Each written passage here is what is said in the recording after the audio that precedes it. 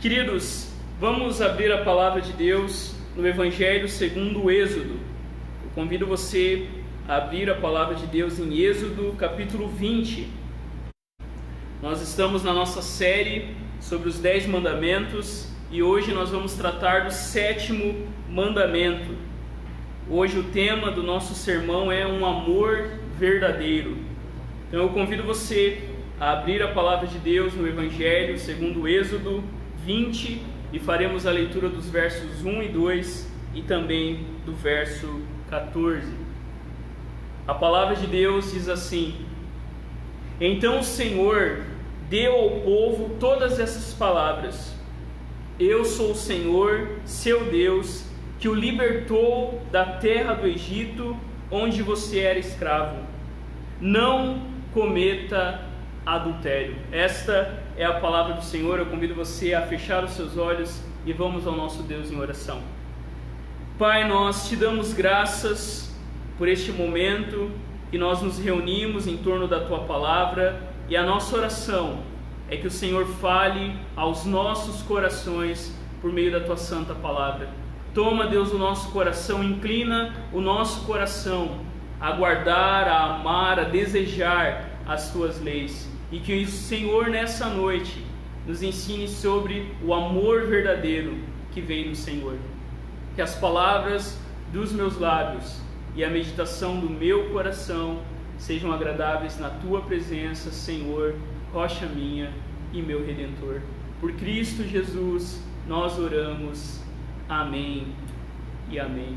Queridos, o tema do nosso sermão nesta noite é um amor verdadeiro. E hoje nós vamos falar de um assunto que nós devemos começar dizendo: apertem os cintos. Porque hoje nós vamos tratar sobre um assunto muito importante. E esse mandamento nos fala sobre não cometer adultério. E quando você pensa em adultério, o que vem à sua mente quando você pensa neste mandamento? Biblicamente falando, a gente vai ver que a Bíblia sempre trata de adultério em relação amorosa em um homem e uma mulher. Mas nós poderíamos pensar em adultério, queridos irmãos e irmãs, quando, por exemplo, o seu carro começa a apresentar algum tipo de problema e você escuta o mecânico dizer: a gasolina que você colocou estava adulterada. Ou de repente você levou o seu carro para a perícia e o inspetor afirma assustado: olha, o seu chassi está adulterado. Quando você vai comprar um carro, uma das primeiras coisas que você vê é a quilometragem rodada. Mas muitos conseguem até mesmo adulterar o contador para dizer que o carro tem quilometragens mais baixas. No dicionário, quando nós pesquisamos sobre o que é adulteração, o dicionário diz que é o ato ou efeito de modificar as características iniciais, falsificação, corrupção, aquilo que é falsificado. E quando nós olhamos para a Bíblia, quando nós olhamos aquilo que a narrativa bíblica nos ensina, nós aprendemos que a maioria dos textos fala que adultério é exatamente isso. É a falsificação, é a adulteração do amor, aquilo que o próprio Deus é e criou para que eu e você pudéssemos desfrutar. E quando nós passeamos pela Bíblia, adultério, queridos irmãos e irmãs, é infidelidade, desrespeito, esquecimento da aliança com Deus. O próprio Deus usa essa linguagem para falar do seu relacionamento com a igreja de Israel. No profeta Jeremias, por exemplo, em um trecho nós ouvimos o próprio Senhor dizer: quando, por causa de tudo isso, por causa dos teus pecados, você cometeu adultério, e eu despedi a rebelde Israel e lhe dei carta de divórcio. Vi que a irmã dela, Judá, foi pelo mesmo caminho e se entregou à prostituição.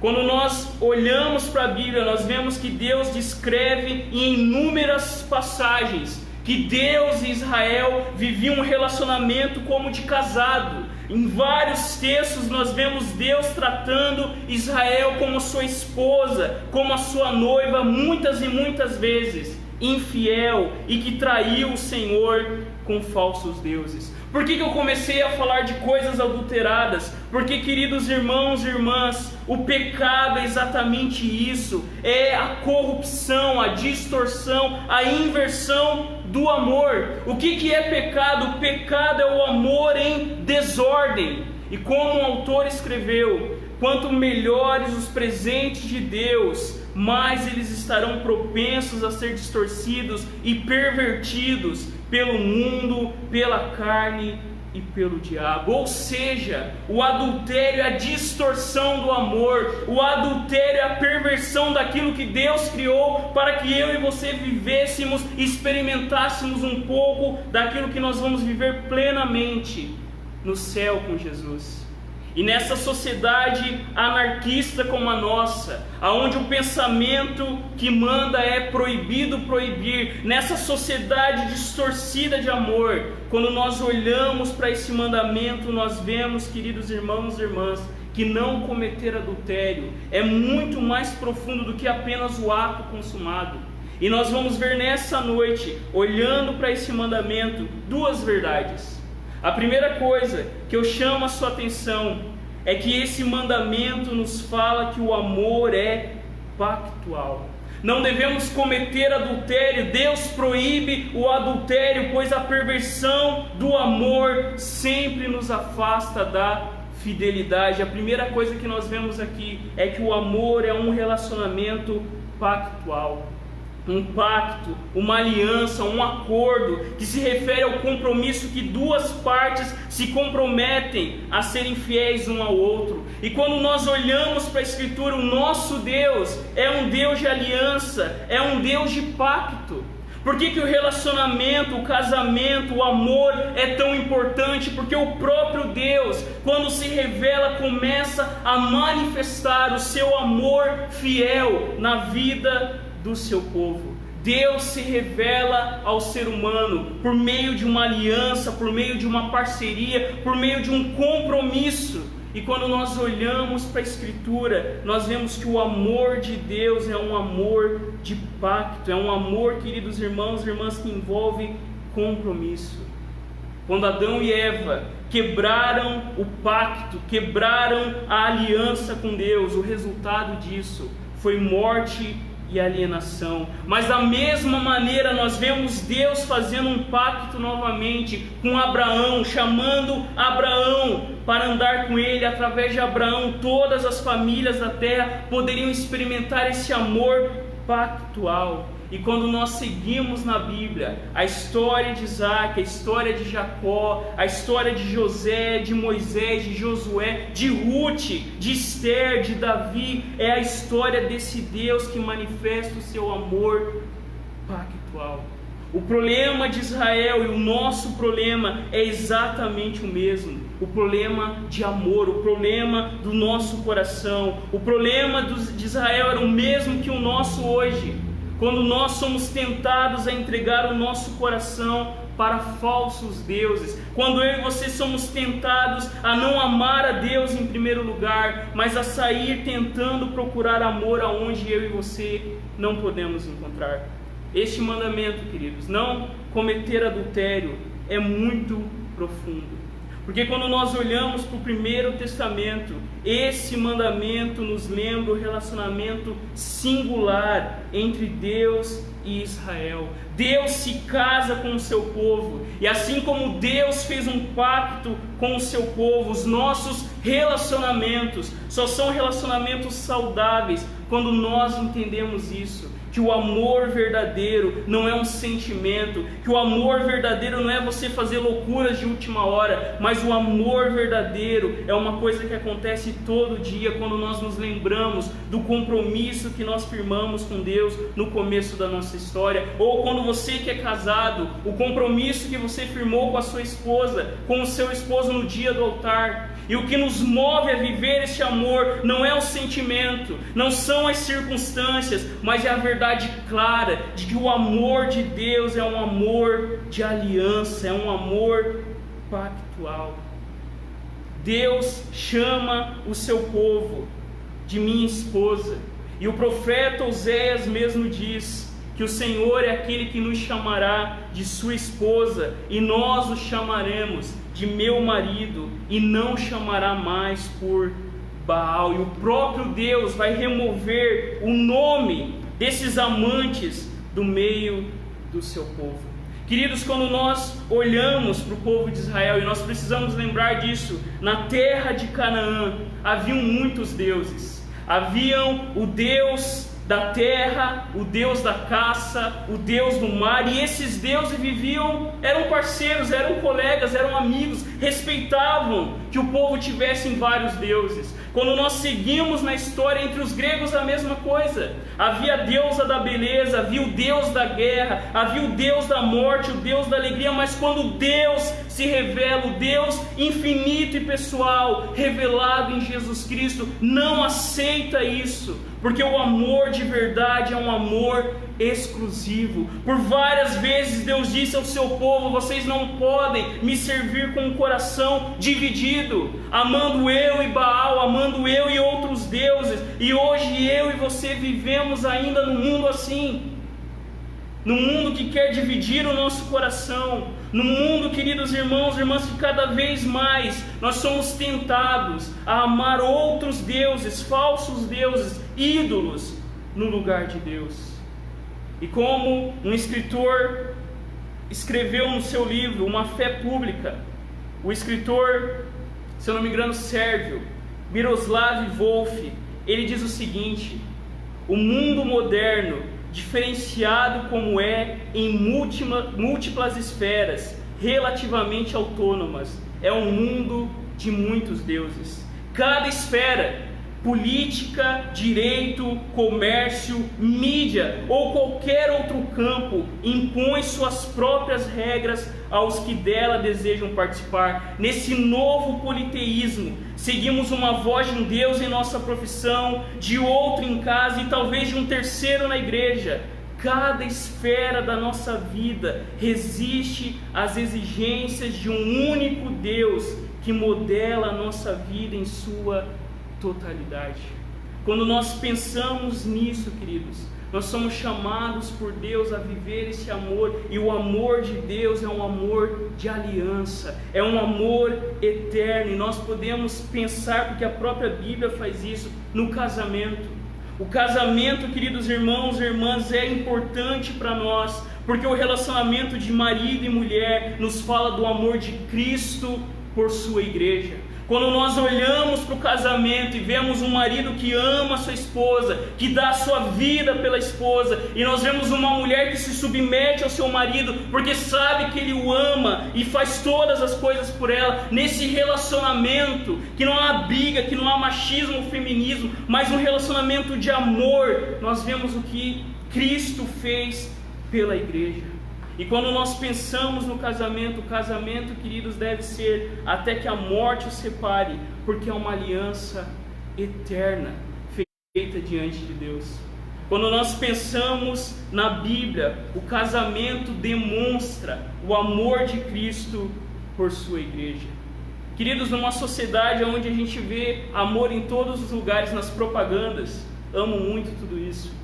Amor de verdade é um amor pactual, é um amor que envolve um compromisso, e esse compromisso é inquebrável diante de Deus. Mas nós vemos uma segunda coisa: esse amor que nos livra de cometer o adultério não é só pactual, mas é também um amor santo.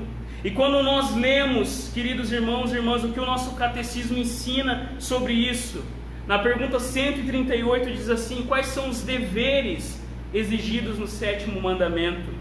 E a resposta do nosso catecismo diz assim: os deveres exigidos no 7º mandamento são a pureza no corpo, no entendimento, nos afetos, nas palavras e no comportamento, e a preservação dela em nós mesmos e nos outros, a vigilância sobre os olhos e todos os sentidos, a temperança, a conservação da sociedade de pessoas castas, a modéstia no modo de se vestir, o casamento daqueles que não têm o dom da continência, o amor conjugal e a coabitação, e o trabalho diligente em todas as nossas vocações.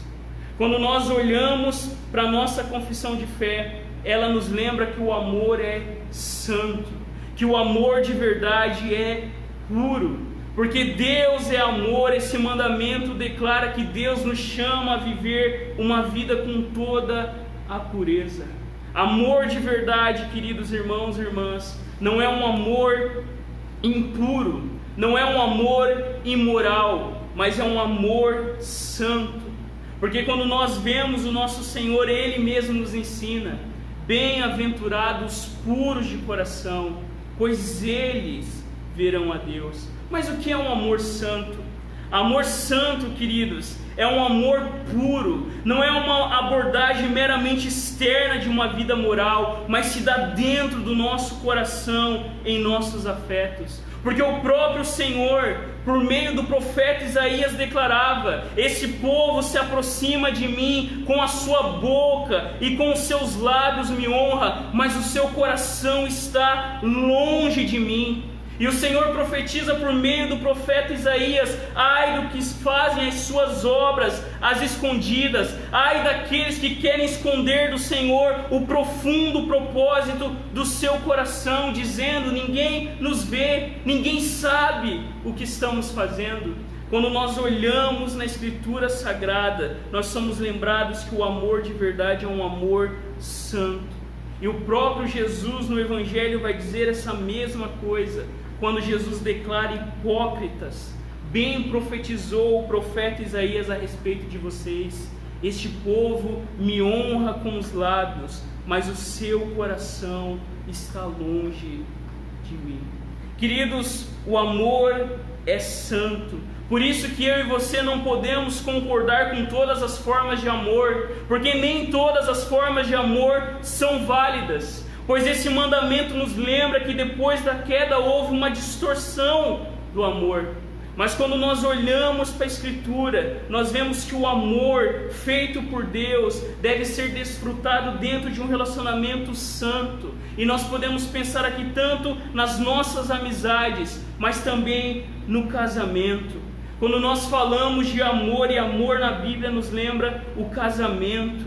E o casamento, queridos irmãos e irmãs, não é definido pelo Estado, não é definido pela maioria, não é definido pelas conveniências ou culturas que estão na moda. O casamento foi instituído por Deus na criação e confirmado por Jesus no Evangelho. E quando nós olhamos para a Escritura, o casamento bíblico deve ser entre um homem e uma mulher. O homem deve amar sua mulher como única mulher que existe no mundo, e a esposa do mesmo jeito. O homem não pode ter outros amores no seu coração, porque quando nós olhamos para a Bíblia, o casamento foi ordenado por Deus, criado por Deus, e esse casamento só é casamento de verdade quando nós entendemos que Deus criou o casamento para que marido e mulher, de forma mútua, pudessem cuidar um do outro, para que marido e mulher pudessem compartilhar da vida em comum, e não o marido puxando para um lado, a mulher puxando para o outro, não cada um vivendo a sua vida como se fosse solteiro novamente, mas não, o casamento, o matrimônio foi dado por Deus para ser um ambiente de amor, de companheirismo e de fidelidade. Deus criou homem e mulher para que no casamento eles desfrutassem de um pouco do que é a eternidade. E você deve estar em casa pensando: que casamento é esse? Esse é o casamento que Deus criou, que quando homem e mulher se voltam para Deus em arrependimento e fé, esse casamento é possível. Porque o casamento, queridos irmãos e irmãs, foi ordenado por Deus. Esse casamento é uma ordem de Deus para todos os seres humanos, para a maioria, pelo menos, se você não tem o dom do celibato. Mas esse casamento, queridos irmãos e irmãs, deve ser um ambiente onde nós desfrutamos do amor santo de Deus, porque o relacionamento do casal deve lembrar o amor da Trindade. A comunhão trinitariana deve ser vivida dentro das nossas casas, porque o amor de Deus é um amor santo, e eu e você somos chamados a fugir de tudo que não é o amor que foi criado por Deus e ordenado por Deus na Escritura. Por isso, queridos, todas as perversões do amor Poligamia, adultério, fornicação, bestialidade, prostituição são corrupções do amor santo da Trindade. O amor é santo. E quando nós olhamos para o Evangelho, eu convido você a abrir em Mateus 5, verso 27. Às vezes a gente tem a impressão que a lei de Moisés é muito dura, e quando Jesus vem com a graça é leve, tranquila, mas você vai ver muito pelo contrário. Quando você lê as bem-aventuranças, Jesus ele radicaliza os 10 mandamentos. Porque olha o que Jesus diz em Mateus 5, 27. Jesus diz assim: vocês ouviram o que foi dito, não cometa adultério. Eu, porém, lhes digo, todo que olhar para uma mulher com intenção impura, já cometeu adultério com ela no seu coração. Se o seu olho direito leva você a tropeçar, arranque-o e jogue fora, pois é preferível você perder uma parte do seu corpo do que ter o corpo inteiro lançado no inferno. E se a sua mão direita leva você a tropeçar, corte-a e jogue fora, pois é preferível você perder uma parte do seu corpo do que o corpo inteiro ir para o inferno.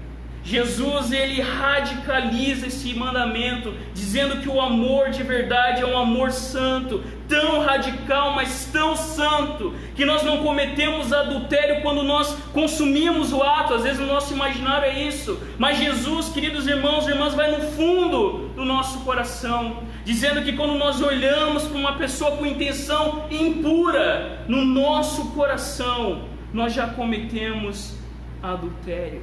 O amor adulterado, o amor distorcido nos leva a cometer o adultério em nosso coração. Jesus não fica no que é exterior, mas Jesus vai na raiz do nosso coração. E você pode cair naquele problema, mas isso aqui, quando Jesus fala, olha, se o teu olho te faz pecar, arranca e joga fora. Ou se a tua mão direita te faz pecar, corta ela e lança fora. A gente ia falar assim, isso aí é ter crente mutilado, não é? Ou alguns interpretam, não, isso aqui que Jesus está falando é figurado. Queridos, não é nem figurado e nem para você mutilar o seu corpo, mas o que Jesus está dizendo aqui é que o amor de Deus é santo e é tão profundo que diante da ordem de Jesus não é para a gente ficar discutindo se é literal ou se é figurado, mas a ordem de Jesus é obedeça. Se você olhar com intenção impura no seu coração, você já cometeu adultério no seu coração.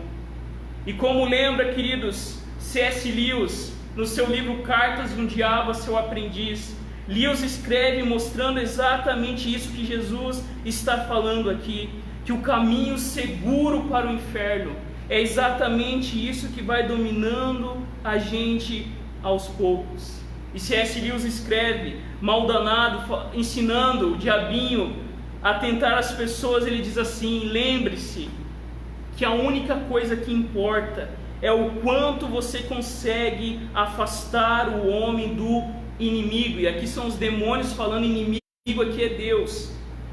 Não importa quão pequenos são os pecados, desde que o seu efeito cumulativo seja desviar o homem para longe e para fora da luz, direto para o nada. O assassinato não será melhor do que o jogo de cartas, se esse der conta do recado.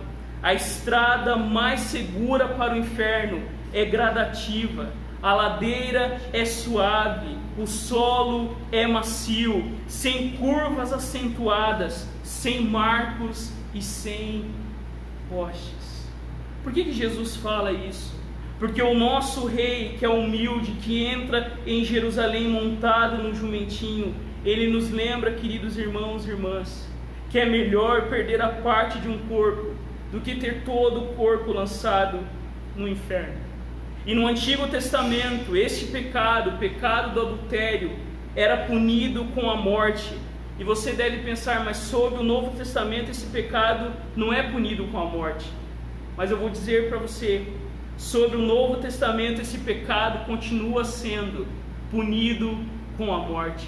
A diferença é, a boa notícia é que Jesus Cristo tomou o nosso lugar. Ele morreu na cruz para nos salvar. E se no Antigo Testamento nós deveríamos morrer, Jesus é aquele que entra em Jerusalém, não para sentar num trono de ouro, mas Ele entra em Jerusalém para tomar a cruz em nosso lugar e dizer: os pecados do meu povo agora foram colocados sobre o meu coração.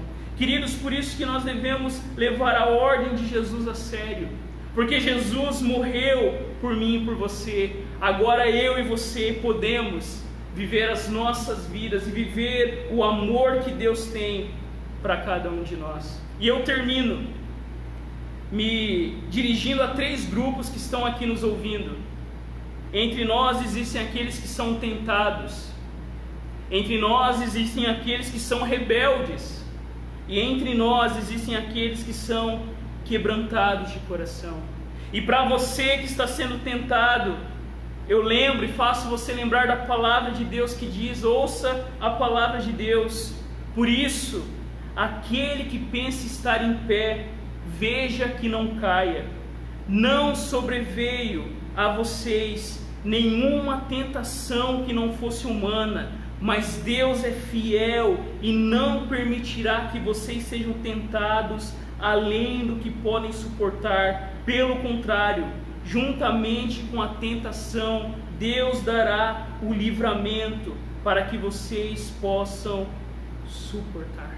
Para você que está sendo tentado, se lembre da palavra de Deus. Se lembre que Deus é aquele que dá os meios necessários para que eu e você vivamos em santidade. Se Deus dá uma ordem para mim e para você, faça isso. Pode ter a certeza que você pode fazer, não porque você pode alguma coisa, mas porque a graça de Deus em você é suficiente. Para aqueles que estão aqui e são rebeldes e já fizeram as pazes com o seu pecado, a palavra de Deus diz assim: não se enganem, de Deus não se zomba, pois aquilo que o homem semear, isso também colherá. Quem semeia para a sua própria carne, da carne colherá corrupção, mas quem semeia para o Espírito, do Espírito colherá a vida eterna.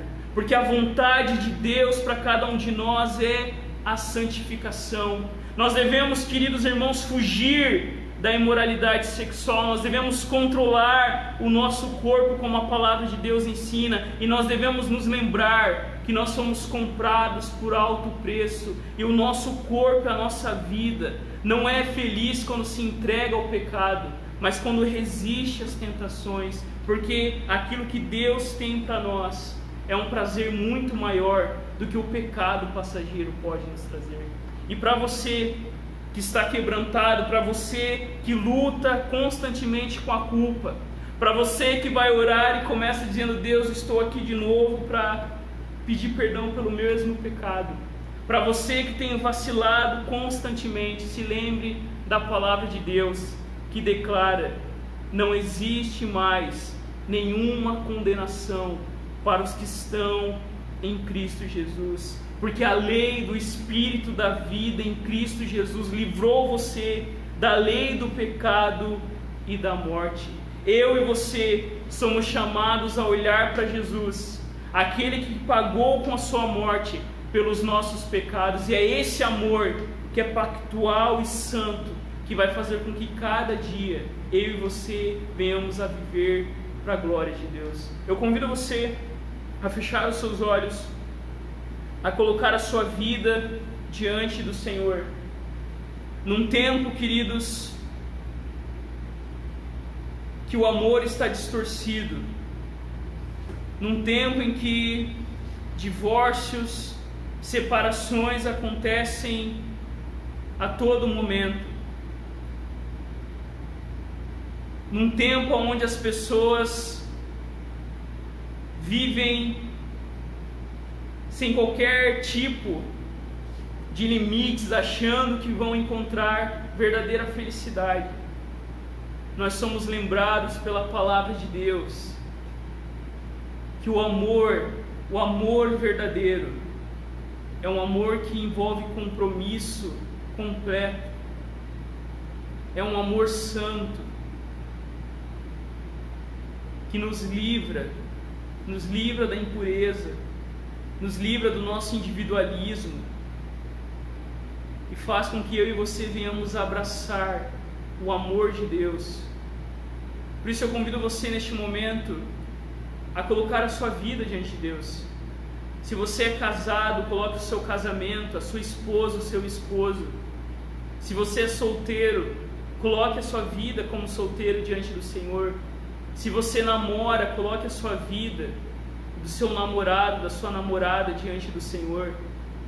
E aprenda na palavra de Deus que amor de verdade envolve compromisso e envolve santidade.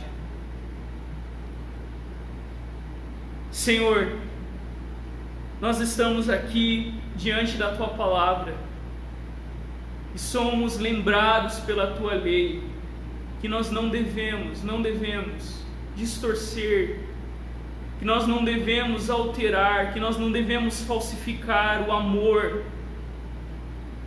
E quantos relacionamentos são destruídos, quantas vidas autodestruídas por não entender que não existe amor de verdade, que não existe felicidade plena fora do Senhor, a fonte do amor. Ó Deus, por isso que nós, diante da Tua dura lei, nos colocamos aqui e pedimos que Cristo Jesus, o único homem que guardou perfeitamente a lei, que Jesus, por meio da sua obra consumada na cruz, o nosso rei humilde que entra em Jerusalém montado no jumentinho, que a graça de Jesus impulsione os teus filhos e filhas a viverem um compromisso com o Senhor em santidade, em toda pureza. Toma o nosso coração, nos ajuda, Senhor, em nossas tentações e nos lembra, Pai, que o prazer maior, a alegria maior é quando nós vivemos o amor que o Senhor planejou para cada um de nós. Livra-nos dos vícios, livra-nos de tudo que não vem do Senhor e enche o nosso coração com o Teu amor que é verdadeiro. Fica sobre nós, nós oramos gratos em nome de Jesus. Amém e amém.